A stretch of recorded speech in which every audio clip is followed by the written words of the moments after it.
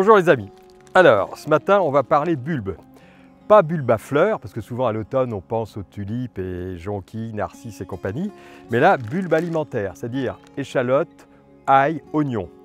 Donc, sur cette petite bande qui fait à peu près 5 mètres de long, sur 50 cm de large, je vais planter ces 3 bulbes alimentaires, hein, ail, oignon, échalotes. Alors, qu'est-ce que j'ai fait? Les différentes étapes étaient les suivantes.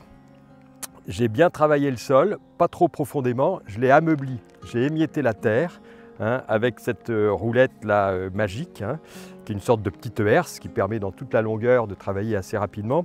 Et puis après au croc, j'ai formé une butte. Pourquoi une butte? Tout simplement parce que les bulbes, pendant l'hiver, s'il y a un peu trop d'humidité, c'est fatal. Ils vont se choper des maladies, donc pour que ce soit bien drainé, en plus ici le sol il est très vite gorgé d'eau hein, quand il pleut à l'automne et l'hiver, et donc là le fait de faire une bulbe, ça va un peu drainer le terrain, et puis en plus il est déjà en pente, donc naturellement il y a quand même un phénomène de drainage. J'apporte pas d'engrais parce que les bulbes ils ont leur propre réserve dans le bulbe hein, pour se multiplier, donc pas d'engrais et notamment surtout pas d'azote, hein, ils craignent l'azote. Hein. Ça pourrait provoquer des maladies fongiques. Donc voilà, alors l'écartement entre les rangs c'est 30 cm, dans le rang c'est 10 cm, hein, et la profondeur de plantation de chacun des bulbes c'est à peu près 3 cm.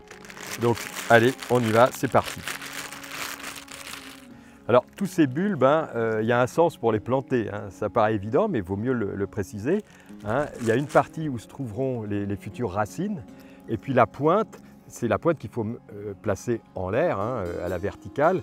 C'est de là où va sortir la tige de votre échalote comme ici. Donc bien les planter comme ça dans le sol, à peu près à 3 cm de profondeur. Donc comme le sol est bien ameubli, voilà, ça va tout seul, à la main, pof, pouf.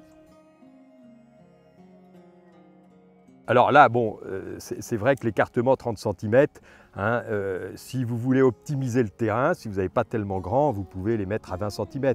Hein, bon, ils seront peut-être un petit peu moins gros, mais il y aura pas, ce ne sera pas non plus une catastrophe. Puis pourquoi en ligne? Ça c'est important, parce qu'on pourrait se dire on les met dans tous les sens, mais non, parce qu'en ligne, ça va vous faciliter la tâche pour les passer un petit coup de binette de temps en temps, parce que même à l'automne, surtout avec des temps comme ça, hein, il va y avoir des petites herbes qui vont pousser.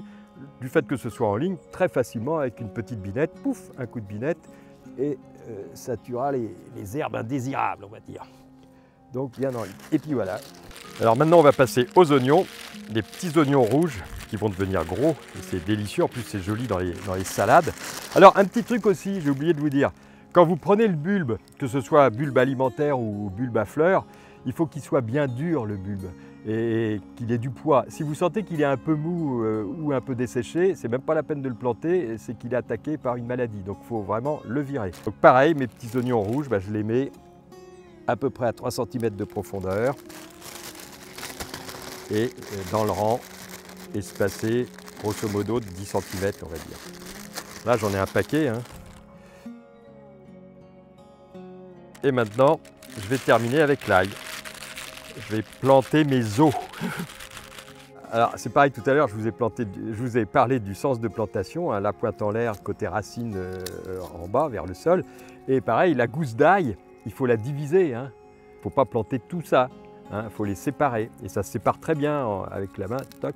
Donc c'est ça individuellement qu'on plante.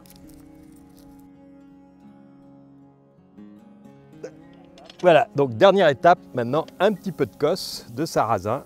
Vous me connaissez, j'adore le paillis. Et là c'est important parce que ça va protéger un petit peu hein, l'érosion, protéger du gel. Donc j'en mets pas tellement épais. Hein.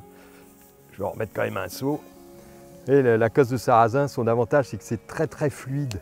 Donc ça se répartit hyper facilement. Et en plus c'est joli. Voilà les amis, vous avez vu sur à peu près moins de 3 mètres carrés, on va avoir des échalotes, des oignons rouges, de l'ail, récolte deuxième moitié du printemps. Donc un petit truc, j'allais oublier.